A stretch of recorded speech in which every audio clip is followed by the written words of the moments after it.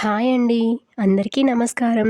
Welcome to our channel. ఉత్తర ద్వార దర్శనం అంటే ఏమిటి? ఎందుకు చేస్తారు? వైకుంఠ ఏకాదశి రోజు ఉత్తర ద్వారాల ద్వారా స్వామివారిని దర్శించుకుంటే మోక్షం లభిస్తుందని భక్తుల నమ్మకం.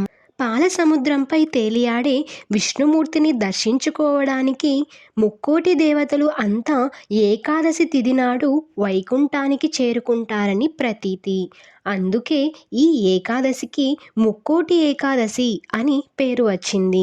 3 కోట్ల ఏకాదశులకు సమానం కావడం చేతనే ముక్కోటి ఏకాదశి అనే పేరు వచ్చిందని కూడా అంటారు. వైకుంఠంలోని ఆ మహావిష్ణువుని దర్శనం చేసుకోవడం చేతనే వైకుంఠ ఏకాదశి అని కూడా పిలుస్తారు. ఈ రోజున మహావిష్ణువుని వైకుంఠ ద్వారం వద్ద దర్శించుకున్న మధుకైటవులు అనే రాక్షసులకు శాప విమోచనం కలిగిందంట.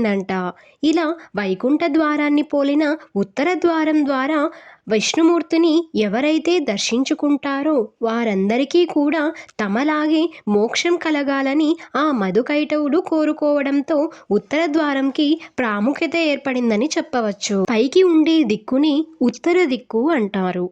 అలా ఉత్తర దిక్కు అభివృద్ధిని, వికాసాన్ని, జ్ఞానాన్ని, మోక్షాన్ని సూచిస్తుంది. ఉత్తర ద్వారం గుండా స్వామికి ప్రదక్షిణలు చేస్తే వైకుంఠం చుట్టూ తిరిగినంత పుణ్యం లభిస్తుందంట. అందుకే ఈ ప్రదక్షిణని వైకుంఠ ప్రదక్షిణ అని పిలుస్తారు. వైకుంఠ ఏకాదశి నాడు ఉత్తర ద్వార దర్శనమే కాదు, ఉపవాసం కూడా చేయాలని అంటున్నారు పెద్దలు. ఈ రోజు సూర్యోదయానికి ముందే లేవాలి.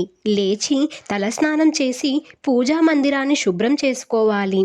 తెలుపు లేదా పసుపు బట్టలను వేసుకొని విష్ణుమూర్తిని పూజించాలట. విష్ణు అష్టోత్తరం, విష్ణు సహస్రనామం, నారాయణ కవచం లాంటి స్తోత్రాలతో స్వామివారిని అర్చన చేయాలి. ఈ అర్చన కోసం తామర పువ్వులు కానీ, జాజి పువ్వులు కానీ, తులసి దళాలను కానీ ఉపయోగిస్తే మంచి ఫలితం దక్కుతుందని అంటారు. ఇక ప్రసాదం కింద స్వామికి ఇష్టమైన క్షీరాన్నం కానీ, పరమాన్నం కానీ నివేదించాలని చెప్తారు. వైకుంఠ ఏకాదశి రోజు ఇలా ఉత్తర ద్వార దర్శనంతోనూ పూజలతోనే రోజంతా గడపాలట. నిరంతరం ఓం నమో నారాయణాయ అనే అష్టాక్షర మంత్రాన్ని మననం చేస్తూ ఉండాలి. ముక్కోటి ఏకాదశిని కనుక ఇలా పాటిస్తే జీవితంలోని కష్టాలన్నీ పోతాయట. ఏ పని మొదలుపెట్టినా నిరాటకంగా సాగిపోతుందంట. పిల్లలకి చదువు, పెద్దలకి సంపద, స్త్రీలకి ఆరోగ్యం, ఇలా అన్నీ కలుగుతాయట. అన్నిటినీ మించి మోక్షం దక్కుతుందట. ఈ వీడియో కనుక మీకు నచ్చినట్లయితే లైక్ చేయండి, షేర్ చేయండి, సబ్స్క్రైబ్ చేసుకోవడం మర్చిపోకండి. Thank you for watching.